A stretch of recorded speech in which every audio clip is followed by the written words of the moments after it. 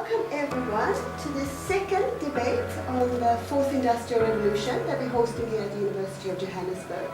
For those of you who tuned in last time when we were discussing ideas around the workspace and what's happening in terms of technological changes and will we still be in our jobs in the near future, will know the setup by now. Tonight we're going to discuss children and the fourth industrial revolution and ideas around both how we enable technology use in our schools, for example, and encourage children to learn and have better educational spaces through technology. But also how do we protect ourselves online and how do we protect our children online and how do we protect data and our privacy online, for example. My name is Ylva Granvik-Gomede and I'm a professor of journalism here at the University of Johannesburg, and I will be the moderator of the panel tonight. And I'm very, very, very happy to introduce the panel to you. And right next to me I have Professor Elisabeth Henning, who is a colleague of mine here at UJ, and she is currently the Saatchi Chair in Integrated Studies of Learning, Language, Science and Mathematics in Primary Schools. A very warm welcome to you, Elizabeth. Thank you. Welcome. And next to Elizabeth, we have Dr. Graham Codrington, who describes himself very interesting as a futurist of technology trends. And he is also the founder of an organization called smartparent.com, and we're going to talk more about that in just a few seconds. And next to Graham, we have Charlene Evans. Charlene is an accountant by profession, but she got into teaching to spend more time with her children. And she's currently teaching at the Steve Jobs School in Reimsisch here in Johannesburg. We're going to talk a little bit more about that in a minute as well, so welcome to you as well. And right next to Charlene, we have Lucien Pierce, who is a technology lawyer who specializes in information security and the protection of personal information and data. Very warm welcome to you. We're going to talk more about that as well. Lovely to have you with us. And last but absolutely not least, at the very end of the table, I hope you can see him, is Mpho Segolela. Welcome to you, Mpho. Mpho works for an organization that is called Code for Change. And they lobby for the implementation, rollout, and uptake of technology in secondary schools in South Africa. And we're going to talk more about that as well. So warm welcome to you, Mpho. It's lovely to have you all here. And I happen to know that we are all parents. I think that we are, well, the discussion will be interesting. We probably have a lot of our own personal takes on this as well. But I want to start off our conversation tonight, and I want to turn to you, Graham. The organization, Future Smart Parent. Being a smart parent in the future sounds really good. What does it mean?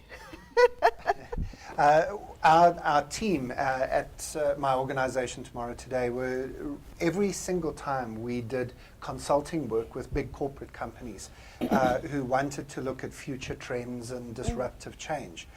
When we got to the Q&A time, people would put up their hand and the first question was, but what about my children? Yeah. What should they be learning? Is the education adequate? Is the technology damaging or helping them? What should I do as a parent? And so a little while ago we launched this website, futuresmartparent.com, and our goal is really just to help parents, to give parents resources, to help them to just be a little bit more confident right from the early age, but all the way through teenagers into the university or young adulthood, to just say, what's the future going to be like? And how should we as parents be parenting? We don't have experience, either as parents or grandparents, in this digital age. We didn't grow up in the digital age, so we have no memory ourselves, and we're all working this out as we go along. And so it's everything from just giving people a little bit of motivation and as well as practical assistance, right the way down to helping people to think through some big issues. How to choose a school, for example. I think coding should be compulsory, for example, and done from an early age. And so, it's saying to parents, here's some questions to take if you're thinking of a school or going to school, right the way down to what does screen time mean in your house. So that's really what we're trying to do. I'm excited to hear from the panel because the types of expertise we have here this evening are exactly the types of resources we're hoping to provide to parents. Very interesting. No, thank you, Graham. And I actually am thinking about this, and I think that, you know, we also know the unevenness of rollout of technology in our schools. You know, it's very highly dependent on whether you're in a private school or in a public school, for example. I don't know, Paul, I know you work with secondary schools in South Africa. Yes. Tell us a little bit more about the work that you are doing. Do you see the gaps in technology rollouts, for example? Yes. So my organization, the reason we do the work that we do is that in the 9 years of our existence, we excuse me, interacted a lot with government, corporate sector in terms of upskilling our youth in digital skills. And we narrowed our focus to secondary schools mainly because we realized that we're somewhat in a business unusual environment when it comes to the progression, or rather the uptake of computer science within our basic education sector. And Code for Change is advocating mainly coding as the platform of choice, because we believe that it is necessary for the young ones to understand the back end of the solutions that we're using. And if you look at Africa as a continent, we are more consumers of technology as opposed to innovators or developers of such technologies. And we felt that we needed to position the continent to be in the forefront as well of developing these solutions.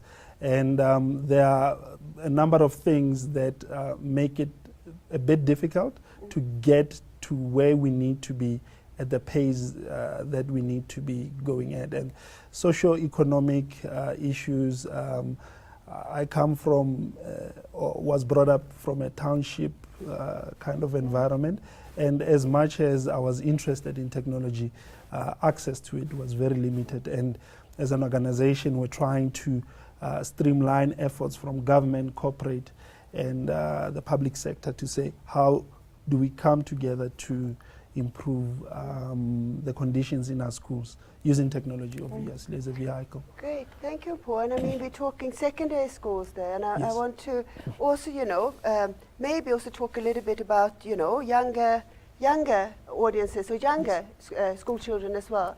And I know that, Charlene, you teach primary school children. Yes. I have someone commenting now, because we have the audience online, of course, following what we do and what we're saying, what we're talking about. And Michelle, Chris is saying, in South Africa, actually, coding should be almost like the fourth or third language and compulsory for all school children. Okay, so if I Steve may- Jobs School, yes. we offer that from grade R at our schools. We go all the way from grade R up until grade 7. So that is an everyday or a daily activity at our schools. We also have things where we're allowing children to get out daily, more outdoors. So we have that as part of their curriculum day, that they have PE every single day so that they can get out, because most of them will only ever get out at school, you know, when you force them at recess or at lunch breaks, etc.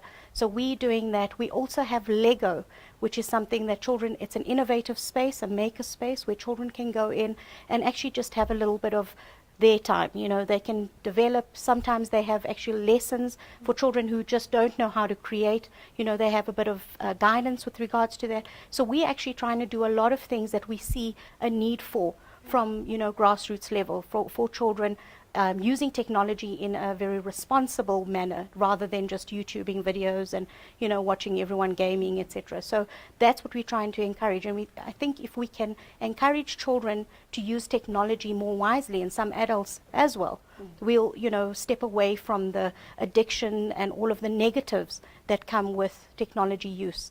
And I'm sure all of us know adults as well who have fallen prey to, you know, being on the internet, as a bit of an obsession. So we want to try and educate our children. That's what we do. So we even have, education, life skills lessons around internet security. How do children protect their personal space, their online, what are their friends or family members able to see and look at, how protected are they. And I did, a little thing with my kids where I showed them profiles of people and videos where it could be a 40-year-old man and he pretends to be an 11-year-old child. Then, sort of soliciting them to meet them at the malls and all the places that our children go to. So for our children to be aware that they put themselves in danger through their own behavior, you can pretty much be tracked if you check in at places, etc., children to be aware of that. I think that's really interesting what you're saying, Charlene. And I'm picking up on two things here that I think we can come back to as well. And the first thing is then the broader view of technology to bring in creativity and actually expand it to beyond what we often think about as, being, technology platforms or devices, for example, to thinking about it in a creative space. And we know that when we're talking the fourth industrial revolution in particular, we need to also think about it in terms of creative spaces, collaborative spaces, and communicative spaces, which I think is hugely important as well. So that's interesting that you're trying to create that. I'm going to turn to you, Lucienne, here, because the second thing that we picked up on here, or I take from Charlene's, what Charlene said, was data protection. Young children data protection. So these are the pitfalls in this space, of course. What are your thoughts as a lawyer and an expert in these fields? Well, absolutely.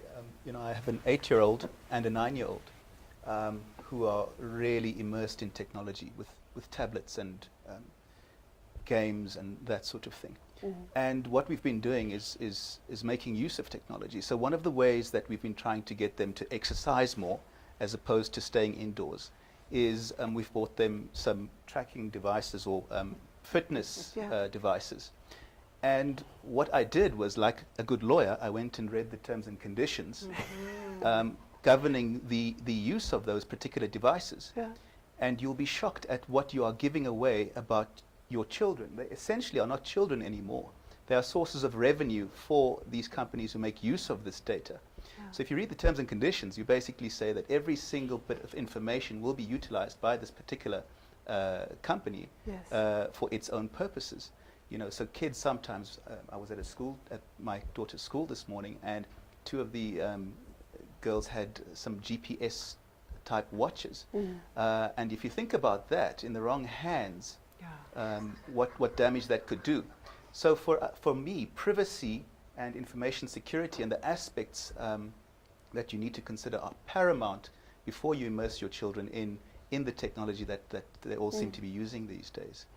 And I think that's and this is hugely important. And as I said at the beginning, we're all parents here, and of course we know how,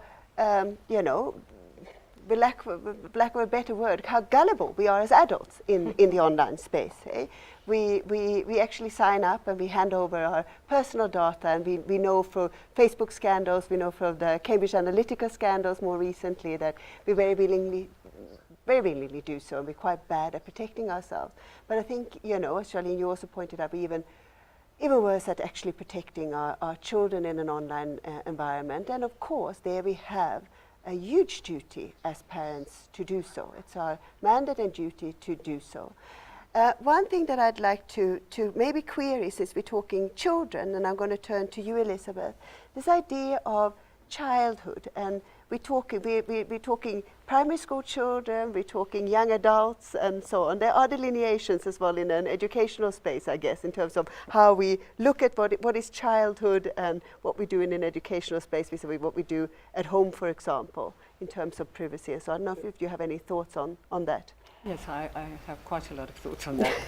But let me say I speak from, if I may use the contemporary metaphor, from two platforms. The one is a grandmother of two young girls who have access to all the tech they want and who are quite brilliant at using it, but a very strict mother who makes sure that she has a personal relationship with her children. Because what bothers me most, and I'm talking about the privileged, Yeah. the privileged small percentage of people in the world. I'm not going to talk about the people who don't have access. I think that's pretty obvious. Yeah. At UJ, we have a very strong social justice agenda, and we try to blend it with the fourth industrial revolution. Yeah. Robots don't have societies. They don't have gender. Robots don't have love. Robots don't have real parents, but robots who play, or which play, do better at learning than robots who don't play. So let's just keep that in mind. And then I want to say quite seriously, Yeah. we have a lot of dreams and ideals about the magic of working via this technology. Already 20 years ago, it was shown that it doesn't really change your cognition. In fact, it can inhibit your cognition because of the working memory of the individual. So you have to attend to so many things at once, process them, the language, the other symbols, the pictures, the emotions, and everything else, that the working memory actually comes to a standstill. And then to process that, especially if language is involved, it goes to a conceptual level, a linguistic conceptual level, which makes it very, very hard, and this is what bothers me, to make choices. And I think we know that. I'm not going to talk about that anymore. So, I think the protection that I would like to emphasize is the protection against this dream that the fourth industrial revolution is going to change mankind's cognition. Look, our brains are pretty old. I think about 100,000 years. We are still working with the brains that ran across the East African savannah. So I ask, how much relationship does a parent, a teacher, a community member build with children at a face-to-face level, at a touch level, at a feel level, to make sure that they develop as people in childhood? Officially, childhood is from birth to 12. In those years, you turn from what could have been a feral animal without parents and without a society into, we know the stories about people who grow up in the woods. So is the fourth industrial revolution a forest, a dark forest, in which our children can get lost because they don't have love, space, touch? Or is it a place, and I'm talking only of kids up to 12, because I think at 12 you're pretty sure of your identity, and you know boundaries, you know sexual boundaries, and you know other boundaries. We hope you do. But I think what gets lost in this hype and this enthusiasm of dreaming of the future is that our children do not have models of emotion and models of cognitive control. Their executive functions as young people can go missing. That's what bothers me. And then I'm very worried about 80% of our children who are in schools with teachers who have no tech savvy and who struggle and who just have to get through a curriculum. But that's for another day. No, thank you for that, Elizabeth. And I see you nodding, Charlene, because I mean this is the age group then that you work with. And this idea then of encouraging certain, and actually not encouraging, that's the wrong word, but what happens with these young children's cognitive processes, and this is what Elizabeth pointed out. And I think that you seem to be finding some kind of balance there, but maybe talk us through that a little bit more in terms of what you do. I think what we ultimately trying to find is, you know, where parents actually parent more, and I think that's where the responsibility needs to ultimately lie. You know, I often say to the parents of children that I teach, I may be your child's educator for a year, 2 years, 3 years, but you're ultimately going to be that parent for however long it takes for them to become independent. So you have more of a responsibility in your actions than I do in my classroom. And so there's a lot of things, a lot of skills I'm finding that children lack at certain ages because of, you know, parents not exposing them to it, children not having, as you say, love. They come to me for that. You know, I'm the person they want to tell all their stories to. I don't have enough time to listen to all of that as well as teach. And that's purely from children who are not given time and attention at home. And when I, you know, have a chance to talk to a child one-on-one and I say, oh, but hasn't your mom told you about stories about how they grew up? And these children will say, no, they haven't. And all I do is tell my kids about how things were when I was growing up and how we used to do things differently and how I walk to school, not that they can anymore because we live in a different time, just from terms of security and all of that. But, you know, we lived a little bit more freely, we played much more, you know, we didn't need technology to develop as people, we had friends. And so often I have my own children saying, you know, but I'm not on social media. I'm like, how about this idea? Try be social with your friends at school, you know, rather than try to come home and then reconnect with them. What did you say to your friends at school? Oh, no, we didn't really speak. Well, try that. So I've taken away my children's electronic devices for social media. I have a 15-year-old daughter and an 11-year-old son, and you know, because they don't have that, they come home with stories about their friends and they're actually involved and they're talking to each other, because there isn't that what are you doing and what did you eat last night happening while they're eating and while they're actually living the moment. So they have much more to talk to their friends about, and then obviously I come home and tell them about my day and how I did things, and so we try and find that balance, which is very, very difficult because I'm also busy sometimes and I hear my kids speaking and I honestly don't know what they're saying, and so oftentimes I have to say to them, can you just let me finish this and then I will talk to you. So, you know, to have that time, I think that's what's important for parents. We all rush around trying to create better, as we believe, for our children by giving them more stuff, and I think that's not what we need to do. We need to teach them more stuff that we didn't learn, not give them more stuff that we didn't have.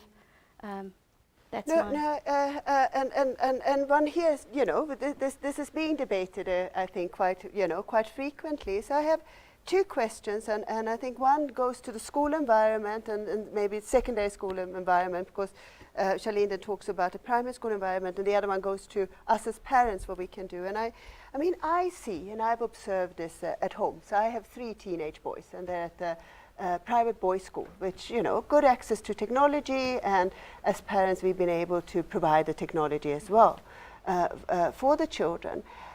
I would say that my 2 older sons, who are now in senior high school, what I see them using the technology for more and more is actually schoolwork, and I can say that they do it, and I find that quite encouraging.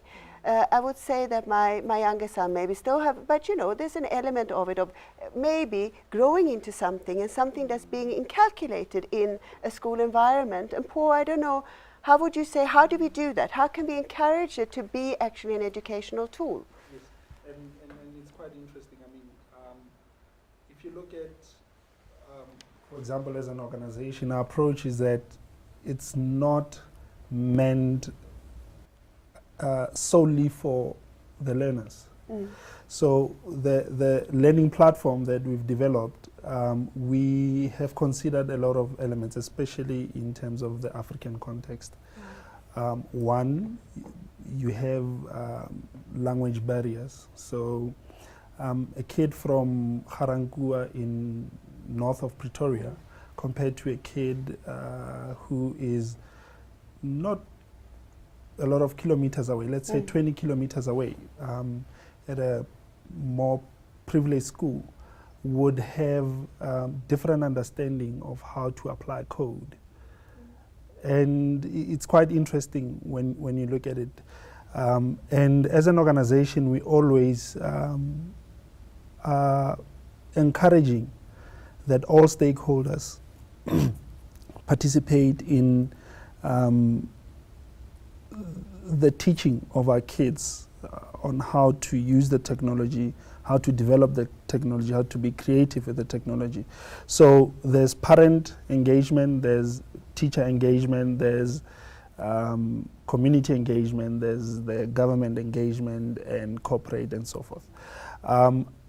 I tend to agree with Elizabeth. I mean, I'm a father to 2 very young kids, aged 9 and 3, and as much as, you know, Daddy is all about tech and I'm always in front of the screen, when I get home, it's an unspoken rule, we detach from the technology. So if she's doing homework and it incorporates technology, and it's so be it, but when homework is done, it's home time. And I do a lot of gardening, so they follow me around. I prefer to buy a lot of physical toys, jump rope, and so forth. So I believe that we have to be very careful not to lose that human element.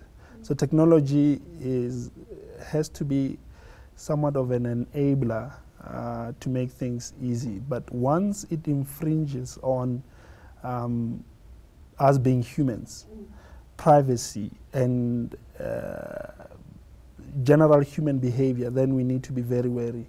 And which is why we teach code from a perspective that you need to understand what you can do with code.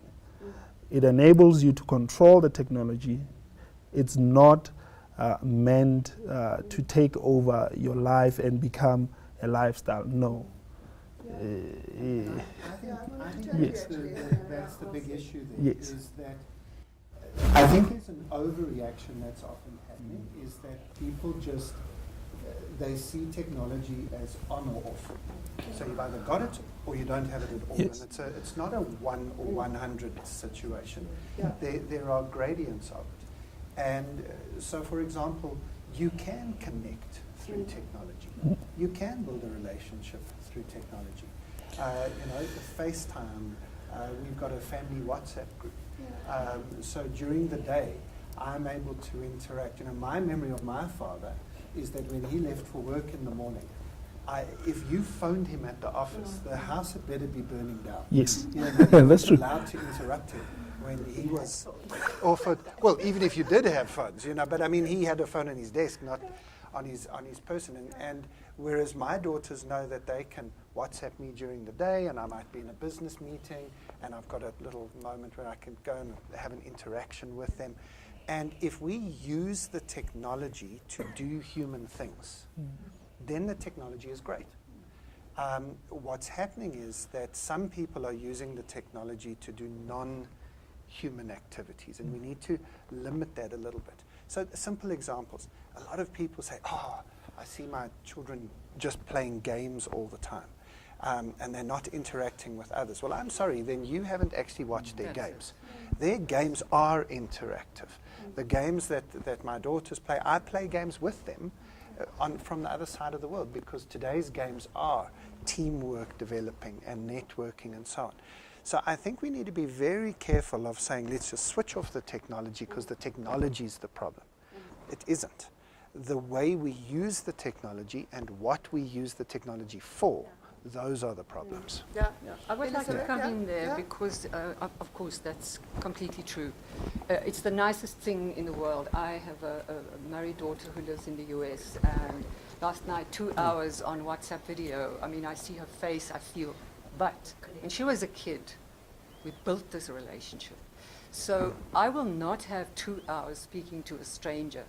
The real magic of reading with your children, there's obviously a lot of brain development and everything else, but actually the reason why most of us who had parents who read to us have a wonderful, warm memory of that is more the fact that it was the parent taking time out to share the activity. The fact that it happened to be a book you were reading almost is irrelevant. I quite agree with so you. it could be a puzzle or a game.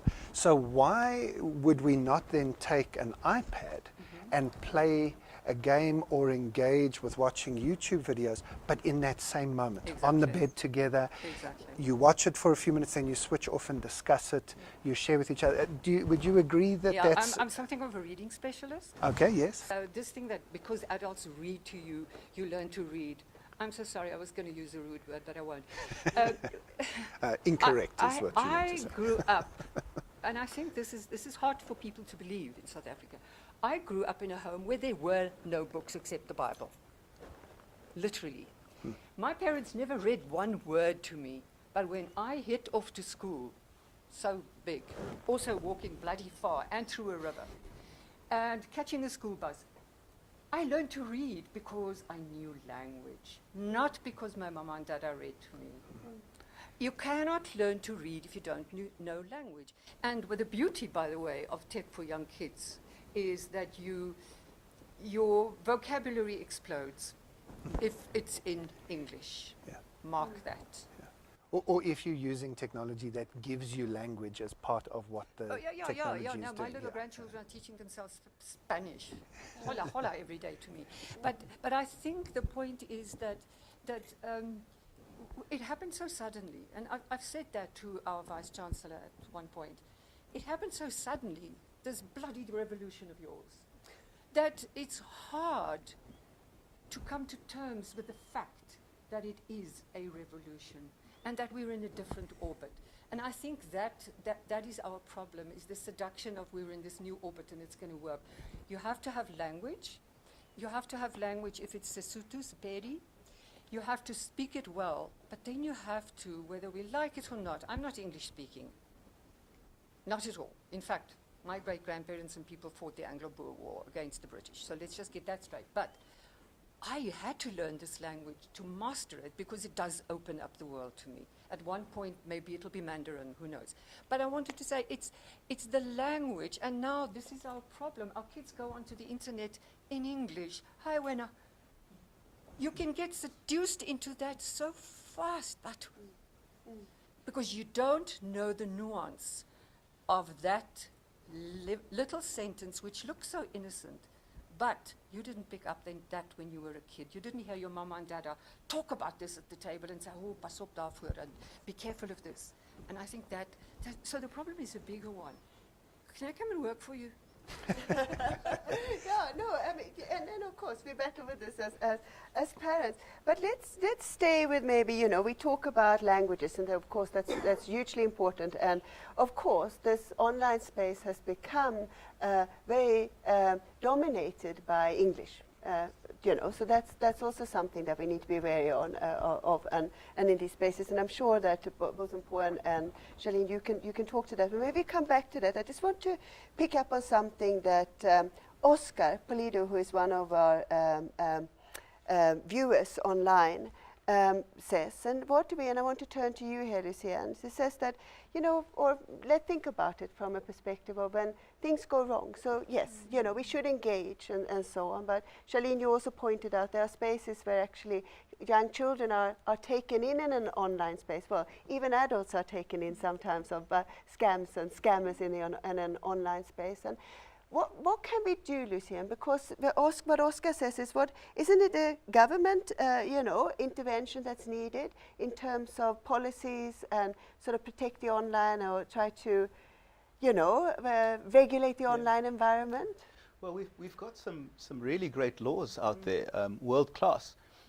We've got new laws coming in all the time that are intended to deal with this. In fact, we have a law that cybersecurity law that is going to focus on online aspects, stalking and all the other nasty things that happen.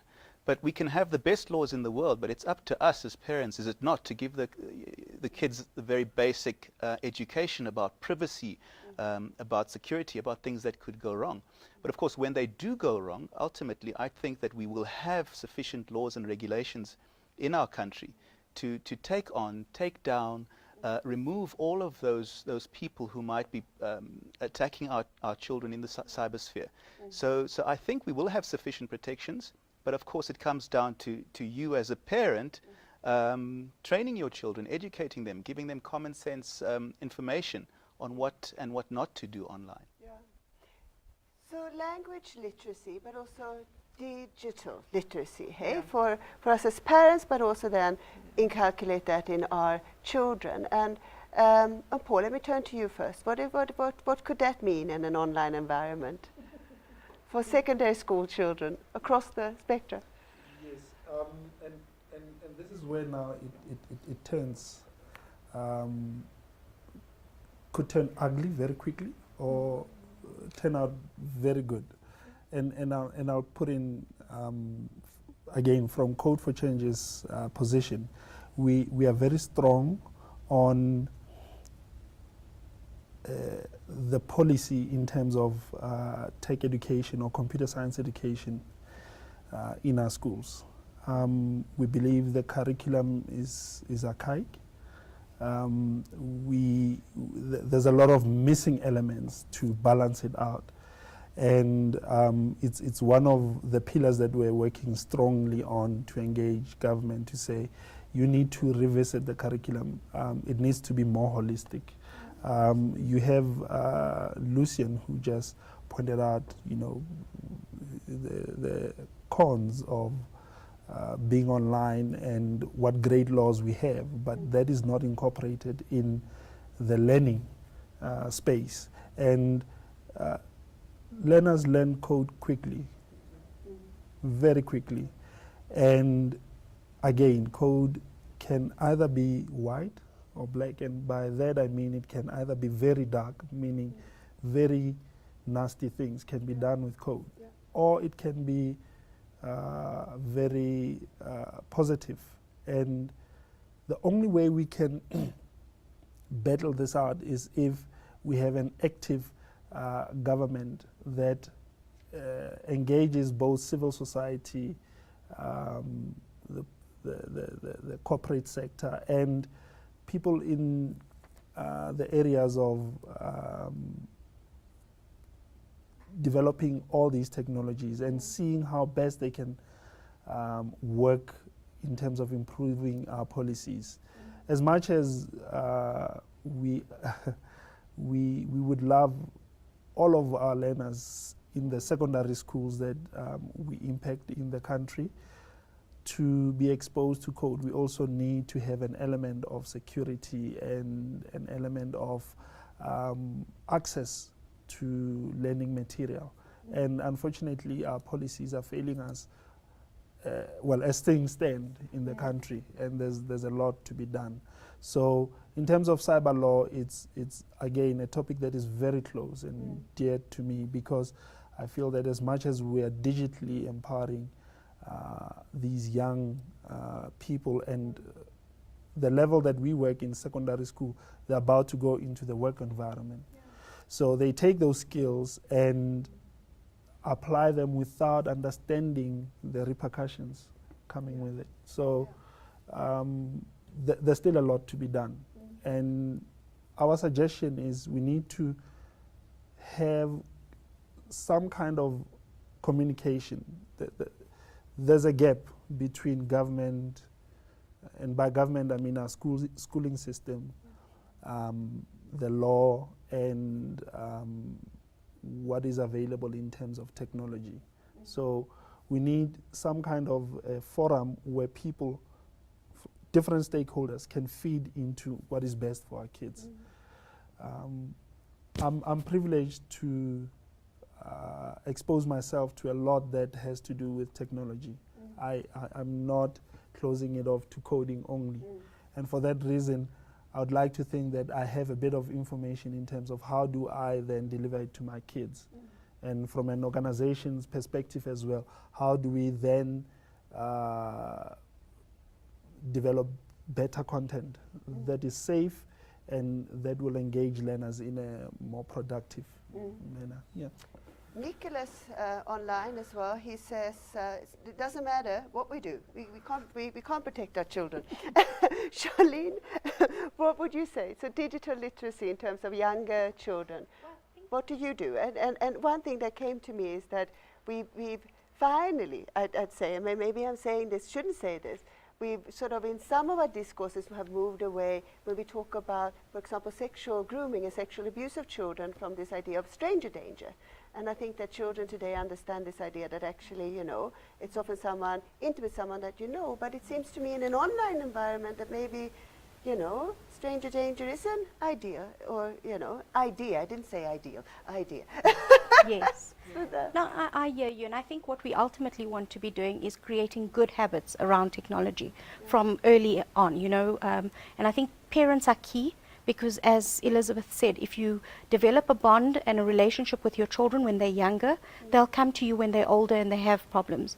You know, sometimes I find parents wanting to create a relationship with a teenager because they now want to have access to what the teenager's thinking, but neglected to do that in the years prior.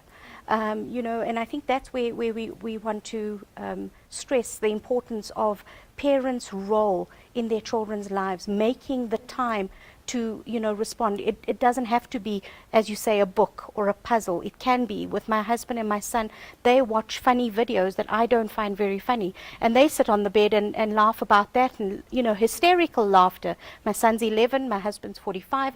They find the same things funny. Perhaps men never actually. Don't say anymore. So, you know, it's very, very funny for me just listening to them, and then my daughter and I will go off and we'll watch something that she's interested in that same time, where we bond. And perhaps, you know, sometimes she'll tell me things very arbitrarily, but I'm hoping that when, you know, I listen to the things that are not very valuable or very important to her, that she will trust me with the things that are important. And I think that's what I want, you know, to emphasize for parents, and especially, you know, with young children, that you want to try and influence your children so you can have good habits, you can have rules around. Children love rules, they actually do. They love rules around technology. You know, you can have time set aside. I think the difficulty is that adults don't enforce those rules once they've made them, and that's where, you know, the problem comes in. If you say, I'm going to take away a device for whatever reason, if a child misbehaves or misuses it, you have to follow through, and there needs to be some kind of consequence for that. And I think that's what we want to do. And I think, you know, if I may just say, when technology is fully integrated into your life, it won't be a disruption. It will be something that will add to it. You know, you use technology, you have Wi-Fi, you have fiber, you're not going home going, hallelujah, there's Wi-Fi. That's when you know, it's working fine. Yes, it's seamless. Can I go further than Absolutely. that to say that I think that we can't say that technology is the problem or the solution. Technology will simply shine a spotlight on your parenting. If you're not a good parent, your use of technology will make it worse. And if you are a good parent, you can use technology to enhance what you're trying to achieve as a parent. To blame the technology is to put the blame in the wrong place. Yeah. In that, so here's a very practical example of how you can integrate technology. You know, initially, when we got our kids' devices, they would log on at any time to YouTube and spend time wasting their time. But essentially what we've done is we've used technology like screen time and similar things, where they're offline apart from a few important apps like reading eggs or mathletics, where they're almost compelled now, if they're bored, to just go and do mathletics or reading eggs. Likewise, with the tracking devices, the fitness devices, we have a family group where during the course of the day you can activate somebody's device to say, hey, I've reached 10,000 steps, what have you done? Yeah. And that's how you have a more modern way of interacting with your kids while you're at work. Yeah. So that keeps you close as a family. I would hate for my children to do that. They will be on my case all the time. But that's exactly the point. You see that they're learning that way. So we also did some of the things just for practical examples for people watching. We wanted to teach the right type of skills around security and backups in particular. I'm passionate about backups. And so we would check my daughter's devices, and if they hadn't done a backup for a month, for example, they would actually take their phone away for a day or 2 days to show them this is actually a discipline issue. It's not negotiable. And again, the technology is not guiding the parenting. The parenting is using the technology to make parenting type decisions. We didn't always appreciate it, but my daughters do appreciate it whenever the phone gets broken or lost, and then it's 10 minutes to restore the backup, and all of their friends are crying every time it happens to them because they don't have backup. So again, as a parent, use the technology to do good parenting and encourage the type of behaviors you want in the digital world. And maybe also then encourage the creativity to, Paul, you talk about coding, for example. So, it's interesting then that, that creative aspect that we talked about earlier is really, really important. And I've been quite fascinated about what technology can do in terms of building networks, beyond the family group and, the technologies then that you can activate as a safety, measure, for example, to sound an alarm if you're in trouble and so on. And these things we should probably encourage, particularly sort of young adults, to use the technology to create and, innovate. We have a flagship program called CodeJigger.com. And Jiga is taken from basically the very huge dance movement, Yeah. Yeah. and especially within the age group that we work with. And what we're seeing is student-run coding clubs in schools, whether it's privileged or previously disadvantaged schools. The ecosystem and the environment, the creativity that happens in those coding clubs is beyond us. I'll just give you a case in point. There's a school in Cosmos City where we went in and we coached and trained them in web development. Just the basics, HTML, and a bit of CSS there, maybe a little bit of JavaScript. And came competition time, the same school had incorporated PHP and very complex elements of coding. And it's when you dig deep and you ask, okay, so why PHP? Why did you go beyond the scope? At least, you know, we envisage that for the first year, this is where you'll be. You're already in 5th year. And the simple answer is, we wanted to create something fun, something very cool. And unfortunately, what we had learned limited us. So we had to find out, go do a bit of research and go beyond that. So you started off as a coding club, but now it has evolved to beyond that. And that's what creativity does, you know, because you have learners who are very, very technical, very good at the actual code, but in the club you have learners who speak very well, who are very confident. And by speak, I don't necessarily mean English. It can be Xhosa and can be Sotho. And they articulate themselves very, very well. And it's the dynamics of the team, that creativity that makes learning fun. And our approach, we had extensive help from professionals, but our approach was, how do you introduce this coding concept in a fun manner and in a way that it will be taken up within the African context? And dance was it, and that's how Kojiga came about. Creativity.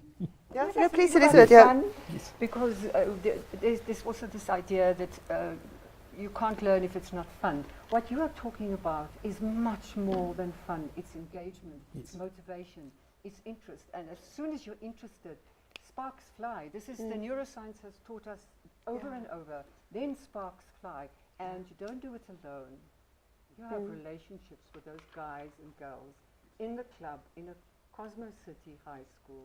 These are people who have relationships. Now they build the relationship with another theme, coding in whatever language. There you go. I like what you do, Boet. But it also talks to something that we've felt has come to signify the 4th Industrial Revolution. This idea that for the first time, actually, the broader society can come to understand even, the language. Coding is a language, like any other language, and it breaks down those kind of barriers. And in particular then, and I think this is the what's beautiful about this revolution, or a renaissance even, if you want to call it that, is this idea of, creativity and breaking down boundaries between disciplines and maybe even between people. And I think one thing that Africa is teaching the world around the 4th Industrial Revolution is that you don't need generations or decades of embedded education to do this. I remember a few years ago watching a video of a little rural village in Kenya where they dropped off a few iPads. And these 5, 6, 7-year-old kids needed no instruction manuals. Literally, you think, surely you've got to show them at least where to switch the thing on and what it can do. No. It's a hole in the wall. You literally, exactly, the hole in the wall in India. You just have to give it to them. And for me, there needs to be a passion by people who are privileged in South Africa to literally just open the doors. You don't need to do more than that. They'll run through the door and take advantage. And what a privilege we have of living at this moment in history where we don't have to catch up with the whole education system. It's such a huge problem. we can literally just leapfrog into the digital I age. love that, the Yeah. leapfrog, and it's one of the Yeah. companies in the US is for this type of work is called Yes. leapfrog. Yes. Yes, it's exactly so. And then you talk about passion. As a female, when somebody tells me, "Oh, you're so passionate," I freeze. This is not about how I feel. This is not my passion. Yeah. This is essential. We are vacuumed, in a way, into the reality. So one comment that Barry is saying here that, just like doctors used to do, this idea of community service. Maybe tech-savvy people should be, you get a degree in computer science. Maybe there's something we will post to vice chancellors in South Africa that your computer science graduates must go out and do some community service. And I know that young children in some schools, do that as well, that they share learning to disadvantaged schools and so on. But that could be maybe something to look at. I know, Mpho, is that a way forward? Yes, definitely. So we have a volunteer platform where we try to open it up and not say universities only. Ideally, universities come in because you have your second year, third year level students, even first year level students who enrich the content.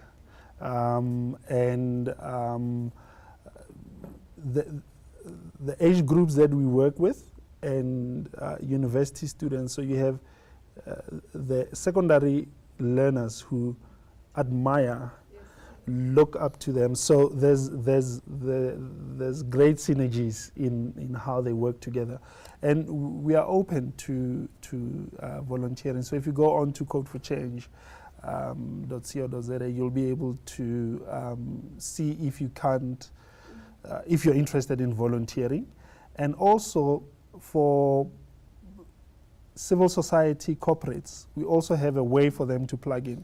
So we're engaging the Department of Basic Education, and how this works is for every district that we work with within the DBE, we bring in a private partner to support the district. So there's professional development for educators, and then it goes on to the actual delivery of the content to the ground. So there are opportunities, and I'm not going to say we're the only organization that's doing it.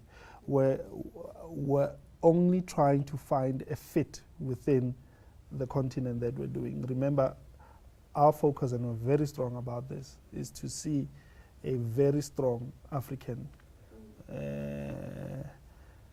digital identity, which I think it is out there. We just need collective efforts to make I it think shine. if Yeah. It's interesting that you say that, Paul. I need to pick up on a couple of things.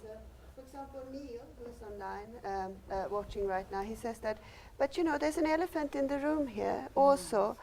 There's a risk of for Industry 4.0, sort of widening income and wealth gaps as well.